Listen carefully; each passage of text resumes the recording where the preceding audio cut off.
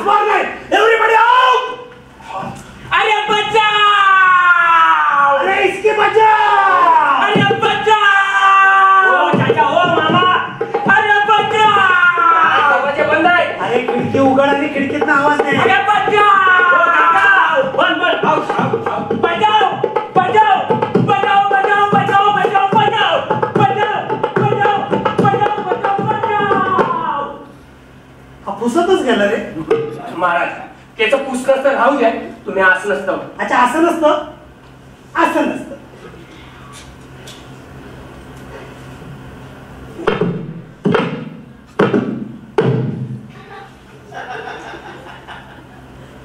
तो पिठाचा गोळा थपका लावून बसायचा ना काय हेड लावलं तिला ट्रक ते मला पण जरा बघूया हे कसं होतं ते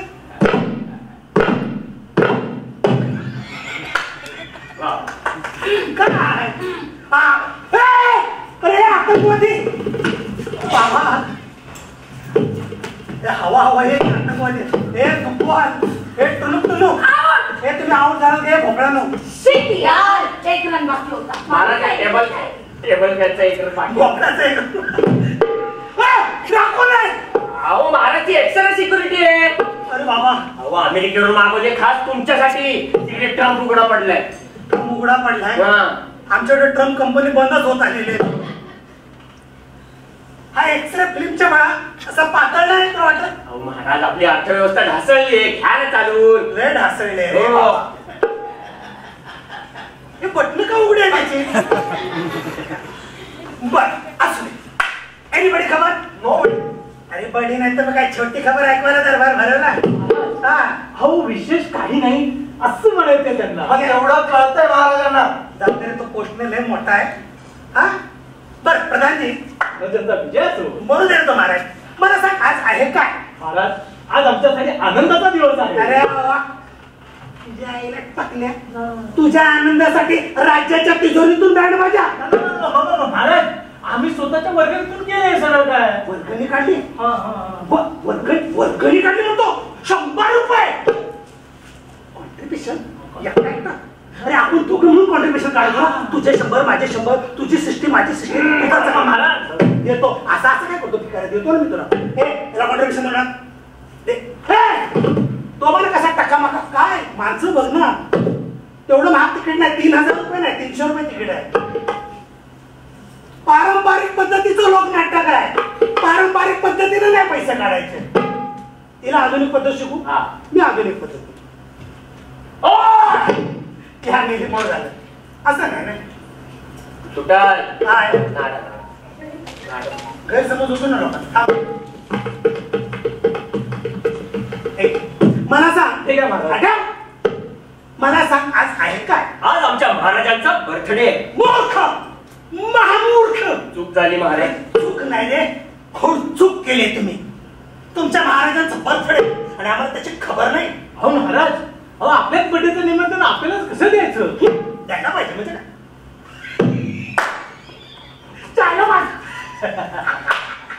माझा बर्थडे अरे काय आम्ही बोलू सुद्धा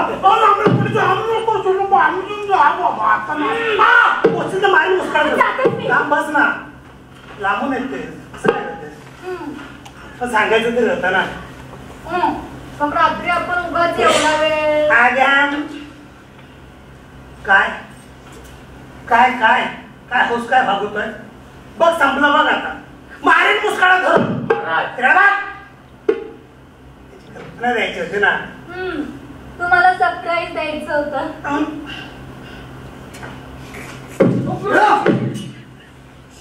पाहिलं कशी रापारापी चालते ती आपल्याला वाटतं पोरं झोपलेले आहेत अजिबात नाही तू अंडावर असा हात ठेवून फट्टीतनं काय काय बघत असं सांभाळायचं पोरांच्या हातात मोबाईल बिबाईल नाही द्यायच्या त्या असं असं करत काय ते पॉपकॉर्न खात बघत असतात ना तिकडे बघताय पण मजा आली वाट्या मस्त सरप्राईज होत अहो बच्चा तर आत्ता येणार आहे महाराज दुसरी आहे अरे काय तू बोलतो ऐक ना हो महाराज लोक बघा नटून थटून तुम्हाला शुभेच्छा द्यायला आले अरे वा हे ट्रॅफिक हवालदार हे सिग्नल पुशा नाक तोड्या आम्ही सिग्नल पुसू ना तू ग बस ना हे गाडी काढ रे, हे लायसन घ्यायचं. हो. अच्छा असं एवढंच आहे. हो हो असं असं हे असं असं आहे. मारे मी काय गाव असं खिरापत आहे सगळ्यांना वाटत फिरायला मागाशी सांगितलं ना तिकीट दर कमी आहे म्हणून. ही पर्सनल प्रॉपर्टी आहे. गाव जेवण आहे सगळ्यांना वाटायला. या घ्या घ्या घ्या. अच्छा प्रश्न का नाही गावात असं पण लय मजा आली बाकी. अजून एक मज्जा आहे महाराज. काय तो ऐकू दे फक्त बोल बाबा. महाराज आपल्या राज्यातील काही कलाकार मंडळी नृत्य कला पेश करून आपलं मनोरंजन करणार आहे. बरी आहे ना. एक राऊंड. अरे मनोरंजन करणार आहेत ना म्हणून विचार तुला आवडायला पाहिजे तुला तो आकार वाय झालंय रोमॅन्स झालाय. तुझं मेल्या मागापासून नको तिकडे लक्ष आहे. तिकडं तिकडं बघ ना. अहो म्हणजे तुमचा रोमॅन्स झाला असेल तर डॅन्स बघायला. डॅन्स.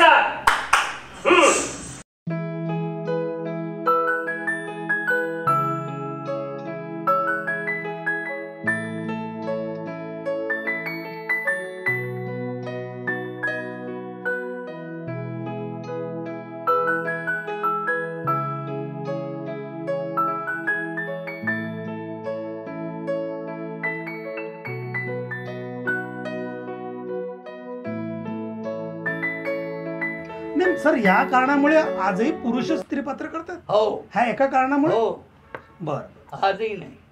नमनामध्ये नाही, ललितामध्ये नाही. अच्छा अच्छा.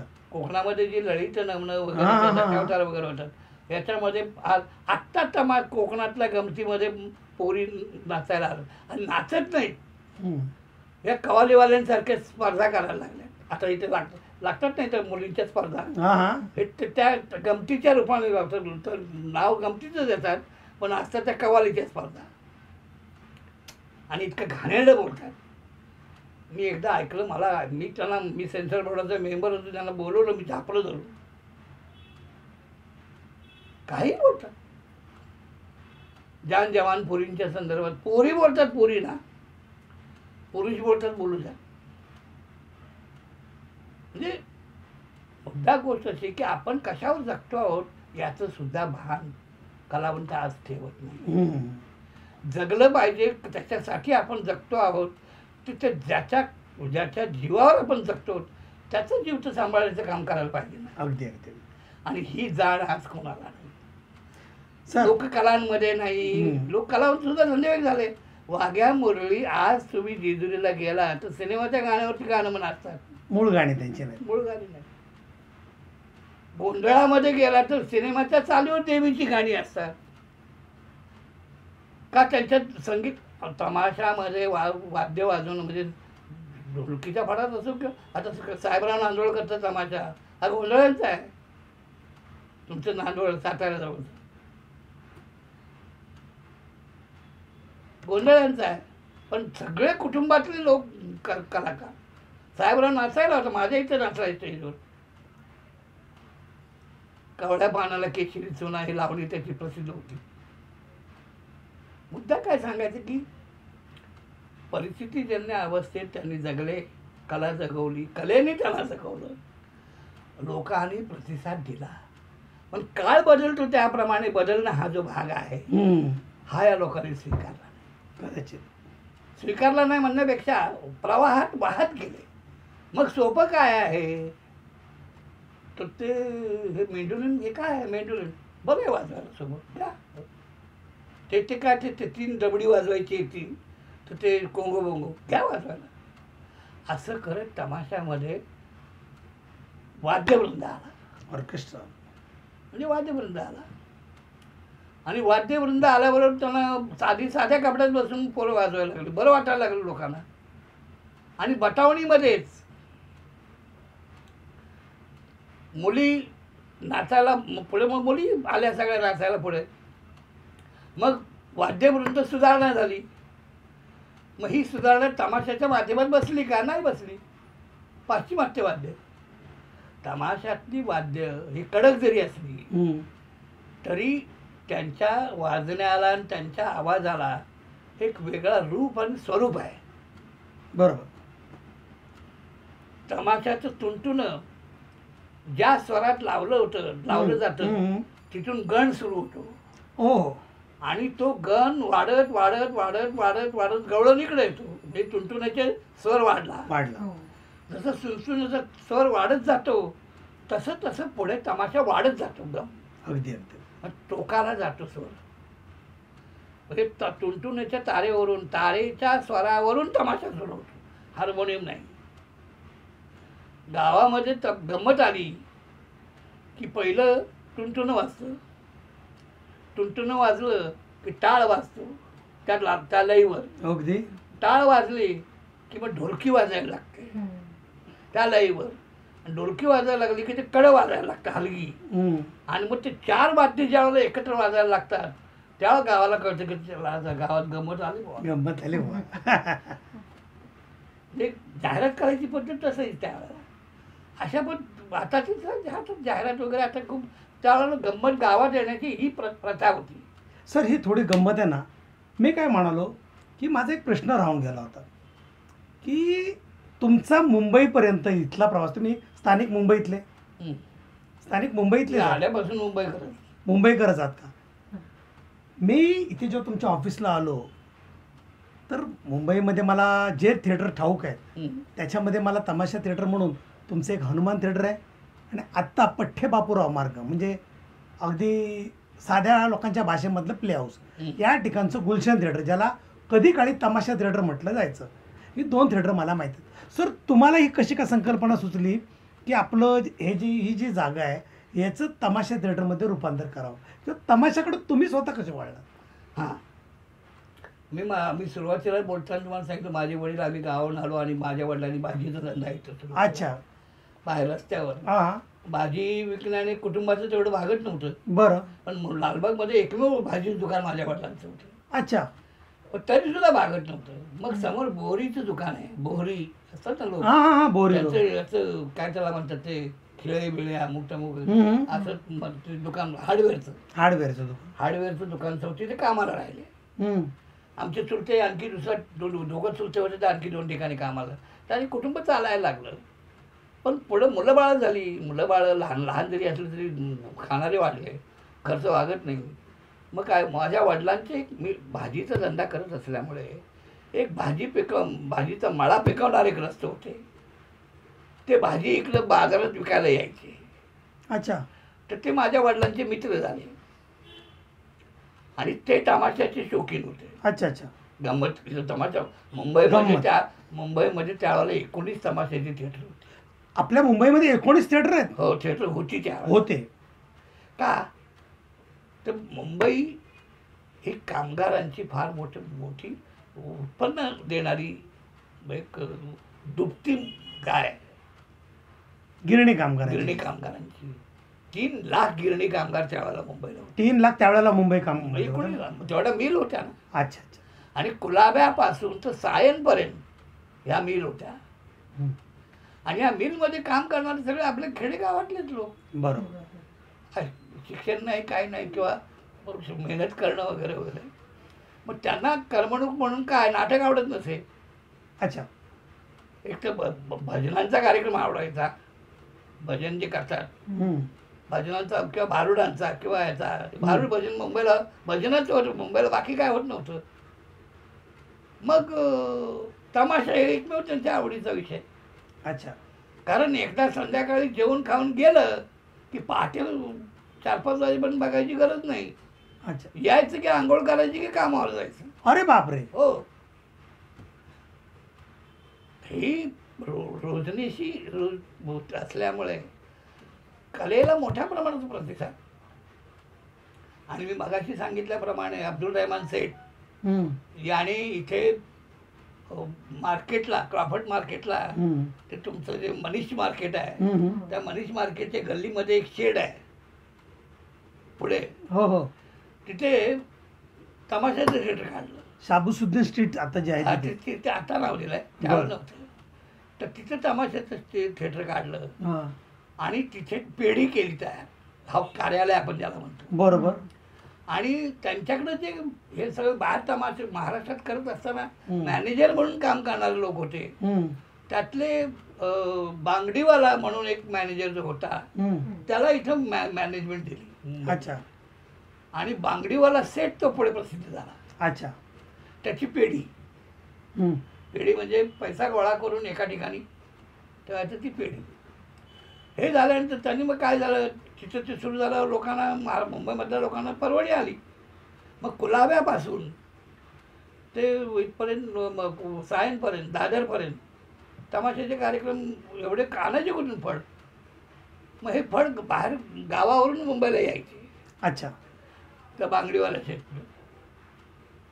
बांगडीवाला सेट जो होता, मग आता हे एवढे फड तर त्यांना ठेवायचं कुठं. म्हणून मग त्यावेळेला ते दौलत टॉकीजच्या समोर जी बटाट्याची चाळ आहे, अच्छा. दौलत टॉकीजच्या समोर जी पूर्वी आता ताज, रोशन, ह्याच्या आहे ना टॉकीज, ताज वगैरे पूर्वी तमाशाची थिएटर होती. ताज थिएटर पण तमाशात. थिएटर तमाशाची होती. अच्छा. अल्फ्रेड थिएटर हे तमाशा थिएटर होतं. हो. म्हणजे जो पठ्ठे बापूराव मार्ग आहे जो आजच्या बापूराव भाषेमध्ये मार्ग तेव्हा नव्हता, तो त्यावेळेला जो फॉकलँड रोड होता. Falkland road. त्या रोडला फॉकलँड रोड नाव. हम्म. पठ्ठे बापूराव त्या बटाट्याच्या साडीत राहायचे. अच्छा. अच्छा. ते पुण्याहून आले की तो मालक तिथे आणि ते थोडेसे काय त्याला म्हणायचं की त्याला थोडंसं विस्मृती व्हायची. अच्छा. त्याला माणसं झटकनी हे व्हायची नाही, हां. कळायची नाही. हां. ते फक्त त्या बांगडीवाला शेटला, हे शेट आता आले तुला एकदम, हां. मी आलोय. त्याने पठ्ठे बापूराव हा फार मोठा विद्वान माणूस आहे म्हणून त्याच्यासाठी कायमस्वरूपी एक खोली कायम बुक करून ठेवलेली होती त्याच्या याच्यामध्ये. ते आले की त्या गांडू बगीच्याकडून तिकडून यायचे तसे काय, आणि त्या बटाट्याच्या चाळी. गांडू बगीचा ज्याचं नाव आता लेटेस्टमध्ये दुर्गादेवी उद्यान कुंभारवाड्याच्या अगदी नाही, पण ते जवळ. आता नाव बदललं त्यावेळेला, तेव्हाच हे तेव्हाच आहे त्यांच्या भाषेतलं. त्यांच्या भाषेत. अच्छा. आणि तिथं पूर्वीचं ते प्रिन्सेस थिएटर होतं कुठे? इंग्रजी नाटकाचं, बॉम्बे थिएटर. म्हणजे आताचं जे गुलशन थिएटर. थिएटर जे गुलशन आहे थिएटर. ते पूर्वीचं इंग्रजी नाटकाचं थिएटर, प्रिन्सेस थिएटर. प्रिन्सेस. मला नवल वाटतं ही गोष्ट ऐकून. आणि त्या थिएटरमुळे त्या एरियाला प्ले हाऊस म्हणायचे. मला खरंच सर हे नवल वाटलं की प्ले हाऊस सारख्या ठिकाणी इंग्रजी नाटकं व्हायची. हो, तिथं त्या पारसी लोकांची वस्ती जास्त होती. अच्छा. अच्छा. मी आसपास पारसी आहेत तिथे. आहे ना, प्रश्नच नाही. पारसी लोकांच्या थिएटर सिनेमाची एवढी नव्हती या बारी, तिथं होती. अच्छा. आणि तिथं काय होती, ते सगळं मार्केट जवळ आहेत ना तिथून. हां. तुमचे तांबा काटा, हो. देवी, कॉटन एक्सचेंज, अमुक तमुक सगळे तिथले जे श्रमजीवी लोक आहेत ते तिथे तमाशा बघायला यायचे. बरोबर. सर थोडंसं पुन्हा आड येतो. मला आपल्या या इंटरव्ह्यूच्या आधी एक किस्सा मला तुमच्याकडनं पुन्हा एकदा ऐकायला आवडेल की पठ्ठे बापूरावांचा आता विषय निघाला. मला पठ्ठे बापूराव यांच्याविषयी सुद्धा थोडक्यात सांगा. आणखी एक किस्सा होता की पहिलं असं माणूस असेल, शाहीर असेल की ज्यांना पाहण्यासाठी लोक पैसे द्यायचे. नाही, बरोबर आहे ना, पण हा किस्सा सांगा. बरोबर आहे. मला तुमच्या तोंड आवड आहे. पठ्ठे बापूराव, मी तुम्हाला याच्या आधी थोडक्यात बोलता बोललो आहे हां. की भाऊ फक्कड आणि पठ्ठे बापूराव हे समकालीन विरोधक. अच्छा. साहित्यिक विरोधक, व्यक्तिगत विरोधक. व्यक्तिगत विरोध नाही. भाऊ फक्कडला ज्या वेळेला सन्मान देण्याचा प्रश्न आला आणि त्यावेळेला तमाशा कलावंतांची बैठक बोलावली बरं. पठ्ठे बापूरावनी बटाट्याच्या चाळीत. आपण आता काय करतो की 5-50 कलावंतांची हे मीटिंग बोलवली की आपण कॅटररला सांगतो, जेवण करतो वगैरे. त्यावेळेला हा प्रकारच नव्हता. सगळे फड मालक बोलवतो, मोठमोठे फड मालक सगळे तिथेच राहायला बटाट्याच्या चाळीत. एका खोलीमध्ये सगळ्यांना बोलवलं, एका हांड्यामध्ये पाणी ठेवलं, त्यात चहा ठेवला आणि सांगितलं, हे बघा रे सगळ्या फडवाल्यांनी या भाऊला, ते एकेरी बोलायचे कारण त्यांच्यापेक्षा वयाने लहान होता. अच्छा. भाऊ लहान होता. पठ्ठे बापूरावांचा जन्म 1865चा आणि मृत्यू 1945चा. बरेच. आणि भाऊ फक्कडचा जन्म 1900 सालचा आणि खूप मृत्यू लहान. 1943चा. खूप लहान. 43 वर्षाचं वय. खूप लहान. खूप लहान. तर हा ते भावड्या बोलायचे एक जण.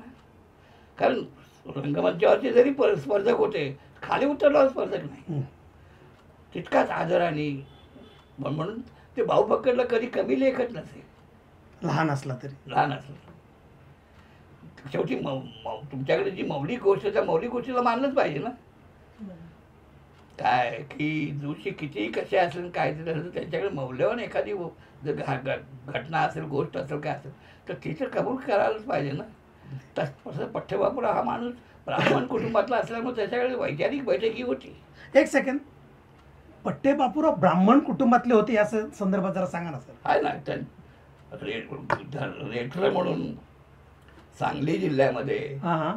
रेठरे म्हणून वाळवे तालुक्यात गाव आहे. अच्छा अच्छा ते पठ्ठेबापूरावांचं गाव. अच्छा.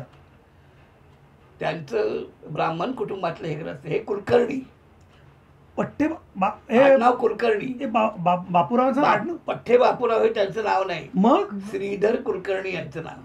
त्यांचं नाव श्रीधर कुलकर्णी. हा. हे पट्टे बापूराव हा पठ्ठे बापूराव ही जी संज्ञा त्यांना मिळाली हा ते पैलवान होते पूर्वी.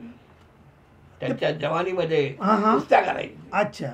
आणि कुस्तीच्या फडामध्ये कुस्त्या करत असल्यामुळे वा रे पठ्ठे क्या बात आहे वगैरे अच्छा, वगैरे. तसं. लोक त्याला प्रोत्साहन द्यायचे. हा हा हा. त्यामुळे ते पठ्ठे झाले. अच्छा, त्यामुळे ते पट्टे. आणि त्यांना उपजत काव्य लिखाणाची हे असल्यामुळे उपरती असल्यामुळे ते शीघ्र कवित्व लिहायचे. शीघ्र कवी होते. हो, शीघ्र कवी. तुम्ही आता बोला आपल्याकडे जर कवालीच्या ह्याच्यामध्ये हो, हो, शीघ्र कवी. कवाली सगळे हो, शीघ्र हो. कवी आहेत तसे ते शीघ्र कवी होते. अच्छा. आणि लगेच प्रश्नाला उत्तर देताना ते शीघ्र कवित्वाने तिथे द्यायचे. असे ते शीघ्र कवी होते. आणि म्हणून त्या कवित्वाच्या ह्याच्यामुळे त्यांना तमाशा हा विषय आवडला. अच्छा. गंमत म्हणून त्या गंमतवाल्यांबरोबर ते फिरायला लागले. पण एक ब्राह्मण माणूस हे असं त्याने ते जात मी सोडली. मी महाराजमध्ये उभा राहतो का मांगामध्ये उभा राहतो ते त्याला काय घेणं देणं नाही. त्यांना कलेविषयीच फक्त. मी या कलेचा पुरस्कर्ता आहे आणि मी हे सगळं लिहिण्यासाठी यांच्याबरोबर आहे. हे अडाणी लोक आहेत, यांना ज्ञान जेव्हा प्राप्त होईल तेव्हा होऊ दे, पण किमान माझ्या सहकार्याने हे पुढे जाऊ दे, ही भावना. आणि म्हणून ते मी तुम्हाला एक किस्सा सांगतो. त्यांच्यावरती पुण्याच्या ब्राह्मणांनी खटला भरला. बापूरावांवर. हे महाराज मागासवर उभं राहतात, तमाशाला उभं राहतात म्हणून. अरे बापरे. ते म्हणला ठीक आहे. फरासखाना म्हणून जो भाग आहे आता पुण्याला, अच्छा. तिथे न्यायालय होतं. हम्म, तिथे तो खटला होता. हम्म. आणि जेव्हा खटल्याची तारीख लागली त्यावेळेला इतकी गर्दी झाली की अर्ध पुणे वाहतुकीने बंद झालं होतं. अरे बापरे. पठ्ठेबापूरावला बघायला. हा हा. आणि न्यायाधीशाला यायला जागा नाही. कसं तरी करत नाही तर काढत न्यायाधीशाला तिथे आणलं. आणि न्यायाधीशानं म्हणलं कोणाचा खटला आहे, काय आहे, कोण आहे. तर सांगितलं की ते पठ्ठेबापूराव नावाचे ग्रस्त आहे, त्यांच्यावरती जातीवाचक खटला आहे वगैरे. कोण आहे, काय, उभे राहिले. तर ते एकमेकांची ओळख करून जे झालं सगळं झालं. न्यायाधीश म्हणाला तुम्हाला गुन्हा मान्य आहे का. ते म्हणाले हे बघा मला गुन्हा मी केला आहे की नाही हे तर पहिले ठरलं पाहिजे ना.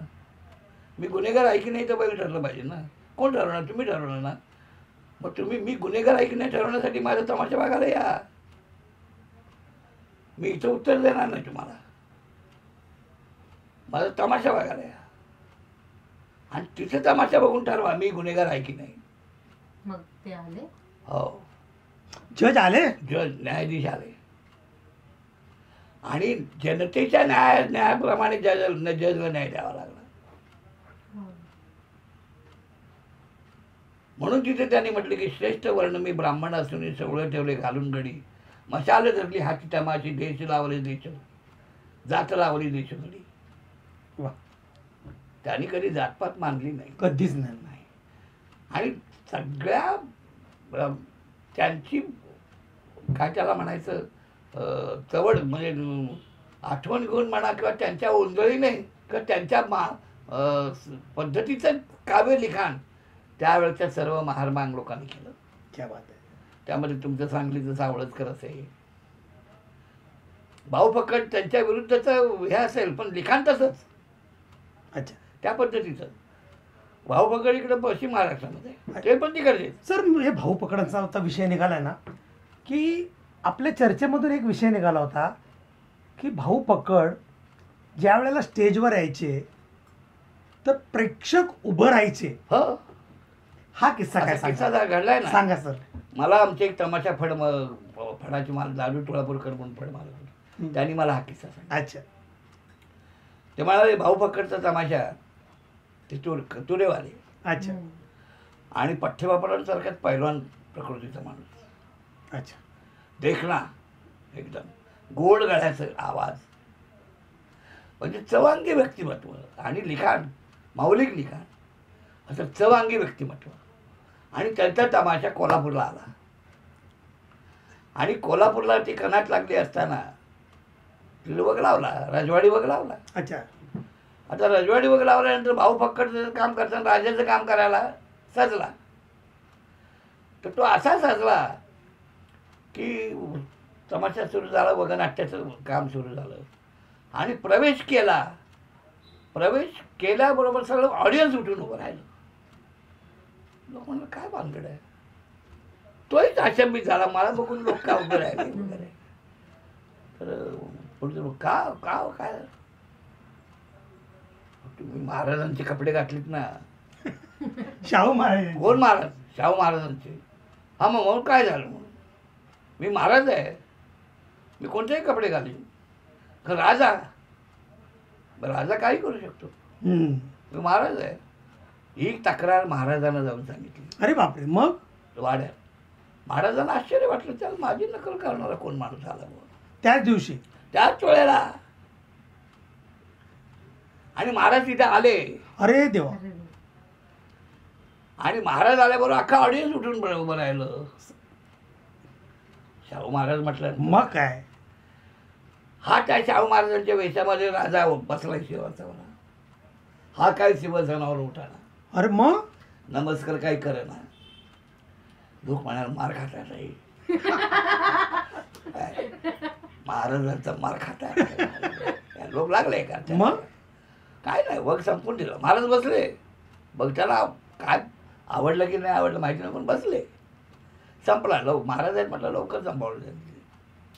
आणि नंतर स्टेजवर मातीचं स्टेज, लाकडाचं थोडंच, माती खाली उतरलं, लोटांगणच घातलं पाया महाराजांच्या. महाराजांच्या. अरे काय काय काय काय करतो, काय मला ओढतो की काय, पाया पडतो. अरे तू महाराज आहेस, स्टेजवरचा आहे मी, हा तुमचा महाराज नाही. तुम्ही महाराज आहे, मी राजा आहे, कसं तुम्हाला नमस्कार करेन. त्या वेशात राजा होते. त्यावेळेला मी राजा होतो, राजा कसं तुम्हाला नमस्कार. आहा. महाराजांना ही गोष्ट आवडली. महाराजांनी त्याला आपल्या पदरी ठेवलं. अरे वा. आणि पदरी ठेवून समाज प्रबोधनाची काव्य लिहून घेतली. नुसतं पदरी नाही ठेवलं. अच्छा अच्छा. पठ्ठेबापर्यंत सुद्धा महाराजांच्या पदरी होते. शाहू महाराजांच्या पदरी हो. होते. अरे वा. शाहू महाराज कलावंतांचे फार चाहते होते, वादच नाही. पैलवानांचे, कलावंतांचे फार चाहते. नाही, मी पैलवानांविषयी ऐकलेलं होतं, पण आत्ता कळतंय की म्हणजे लोककलाकारांविषयी प्रश्नच ते नाही. प्रबोधनासाठी यांचा वापर करायचे. मुळात त्या काळातला संस्कृत शिकलेला माणूस होता तो. त्या काळातला संस्कृत शिकलेला माणूस होता. त्यांच्यावरच्या अनेक किस्से आहेत. मी सेन्सर बोर्डाचा मेंबर असताना त्यांच्यावरची आलेली नाटकं वाचली. त्या नाटकांमध्ये अनेक विषय मला त्यांचे मिळाले. काय काय झाले त्यांच्यावरती, कोणी कसा अन्याय करण्याचा प्रयत्न केला आहे ते त्या नाटकांमधून मी, पण ते बाहेर आलं नाही. आपण त्याच्यावर बोलणंही बरं नाही. सर तेव्हा हे कलावंत जे असायचे ना, हे अशा पद्धतीने लोकांना रिचवायचे. अशा पद्धतीचं वगनाट्य. पुण्याचा किस्सा मी मगाशी सांगितलं की बालगंधर्वांनी भाऊ फक्कडला रंगीत कपडे दिले. हा काय किस्सा आहे. पुण्याला तमाशा भाऊ फक्कडचा चालू असताना पुण्याला संध्याकाळी 6-7 नंतर स्मशान शांतता. अच्छा. तुम्ही किती लांबून बोला, आवाज ऐकायला यायचा. त्या दिवशी बालगंधर्वांचं नाटक नव्हतं, पण बालगंधर्व मुक्कामाला पुण्याला होते. अच्छा. त्यांचं नाटक दुसऱ्या दिवशी होतं आणि ते जेवण वगैरे करून पुस्तक वाचत बसले होते. तर असाच गोड आवाज त्यांच्या कानी आला. बारीक अतिशय गोड आवाज. त्यांची ते लक्ष चाळवलं. मग त्या लोकला बरोबर कोण गाते, का म्हणे, का देवा काय गोड गातोय म्हणून. कोण जरा जाऊन बघू नये. तो गणेश पेठे झाला. पुण्याला 4 तमाशे थिएटर होते त्यावेळेला. अच्छा. तर तिथं आला, त्याने पाहिलं की तमासगिरे गाठोय वगैरे वगैरे. त्यावेळेला तमाशामध्ये कपडे म्हणजे काय, राजा, बाकी चंबा चेला बांधलेला, अंगरखा घातलेला आणि सुरसुरवार, फेट्याला तुरा लावलेला, संपला राजा झाला. पंतप्रधान, आणखी काय सिग्निफिकेशन लावून फेट्याला पंतप्रधान, लोकांनी समजायचं. अच्छा. यांनी लोकांना सांगायचं ना मी राजा आहे, हां, लोकांनी समजायचं, लोक समजायचे की हा राजा आहे, हा प्रधान आहे. लोकांनी समजावं ही सुद्धा केवढी मोठी गोष्ट. प्रश्नच नाही, साध्या कपड्यात एक तुरा लावला तो बोलला म्हणजे राजा. ही केवढी मोठी गोष्ट आहे, लोकांच्या मनात जाऊन बसायचं. सर कपडे घालावे लागतात त्यासाठी, तशी बेरिंग धरावी लागते सगळं.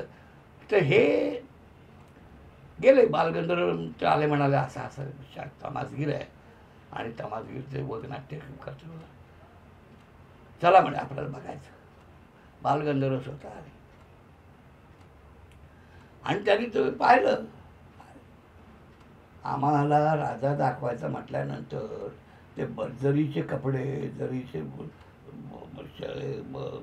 सगळं जरीचं आणि सगळं वापरून ते करून मिशाय राजा दाखवलं. हे तर काही न करता राजा दाखवतं आणि लोकांना पटवतात. आम्हाला पटवायला हे सगळं करावं लागतं. ठीक आहे म्हणलं, चला. भेटले त्यांना. बालगंधर्व आहे म्हटल्यावर ते एकदम कोसळलेच पाया, भाऊ भक्कड, साक्षात देव. पुढे त्या नोकराला सांगितलं, त्या 2 पेट्या आपण नाटकासाठी केल्या आहेत ना, ते घेऊन ये ड्रेसच्या. आणि त्यांनी ते ड्रेसच्या पेट्या आणल्या, हे मोठमोठ्या पेट्या आहेत. आणि तिथे हे बघा भाऊ, उद्यापासून वगनाट्य करताना हे रंगीत कपडे घालायचे. वा. तुमचा राजा रंगीत दिसला पाहिजे. तमाशाचा असला म्हणून तो वेशीबाहेरचा टांगलेला नाही दाखवायचा. वा वा. वेशीबाहेरचा सुद्धा माणूस राजा होऊ शकतो हे तुम्ही तुमच्या ह्याच्यात दाखवा. एका कलाकाराने दुसऱ्या कलाकाराची कदर केली. मित्रांनो, तमाशा, लोकनाट्य, मुक्तनाट्य, वगनाट्य म्हणजे काय? खरं तर आज हनुमान थिएटरचे मालक मधुकर शेठ निराळे यांच्याकडनं सगळ्यांनाच अशी अमृततुल्य, असं अमूल्य असे ठेव, जे माझ्या मुलीच्या वयाचे आहेत, जी तरुण पिढी आहे त्यांना लोककला म्हणजे काय, तमाशा म्हणजे काय, वगनाट्य म्हणजे काय, लावणी म्हणजे काय, याची अमूल्य अशी भेट मिळाली. सर, तुम्हाला आमच्या अनमोल चित्र प्रोडक्शनचा सप्रेम नमस्कार. नमस्कार. तुम्ही आलात आणि आम्हाला विचार सांगण्याची संधी दिली त्याबद्दल धन्यवाद. धन्यवाद सर. हेची दान देगा देवा तुझा विसरण व्हावा, विसरण व्हावा तुझा विसरण व्हावा. गुण गाईन आवडी हेची माझी सर्व जोडी, माझी सर्व जोडी हेची माझी सर्व जोडी. हेची दान देगा देवा तुझा विसरण व्हावा, विसरण व्हावा तुझा विसरण व्हावा. गुण गाईन आवडी हेची माझी सर्व जोडी, माझी सर्व जोडी हेची माझी सर्व जोडी. न लगे मुक्ती आणि संपदा, न लगे मुक्ती आणि संपदा. संत संग देई सदा, संत संग देई सदा, संत संग देई सदा. तुका म्हणे गर्भवासी सुखे घालावे आम्हासी, घालावे आम्हासी सुखे घालावे आम्हासी.